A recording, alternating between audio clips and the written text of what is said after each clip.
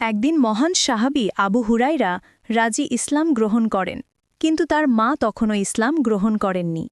তিনি খুব দুঃখ পেতেন যে তার মা আল্লাহ ও তার রসুল সাল্লাল্লাহু আলাইহি ওয়াসাল্লামকে মানেন না।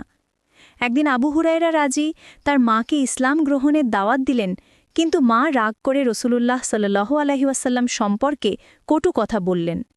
এতে তিনি খুব কষ্ট পেলেন। কাঁদতে কাঁদতে নবীজি সাল্লাল্লাহু আলাইহি ওয়াসাল্লামের কাছে গেলেন। তিনি বললেন, ইয়া রসুলাল্লাহ, আমার মা ইসলাম গ্রহণ করতে চান না, বরং আপনার সম্পর্কে অপমানজনক কথা বলেছেন। আপনি কি তার হেদায়েতের জন্য আল্লাহর কাছে দোয়া করবেন? নবীজি সাল্লাল্লাহু আলাইহি ওয়াসাল্লাম তখন দোয়া করলেন, হে আল্লাহ, আবু হুরায়রার মাকে হেদায়ত দাও। আবু হুরায়রা রাজিয়াল্লাহু ঘরে ফিরে যান। দরজায় পৌঁছে দেখেন ভেতর থেকে তার মা গোসল করছেন। গোসল শেষে তিনি বলেন, আবু হুরায়রা, সাক্ষ্য দিচ্ছি আল্লাহ ছাড়া কোনো ইলাহ নেই এবং মুহাম্মদ সাল্লাল্লাহু আলাইহি ওয়াসাল্লাম আল্লাহর রাসূল। আবু হুরায়রা রাজিয়াল্লাহু খুশিতে কেঁদে ফেললেন। তিনি দৌড়ে আবার নবীজি সাল্লাল্লাহু আলাইহি ওয়াসাল্লাম এর কাছে গিয়ে বললেন, ইয়া রাসূলাল্লাহ, আপনার দোয়া কবুল হয়েছে, আহার মা ইসলাম গ্রহণ করেছেন।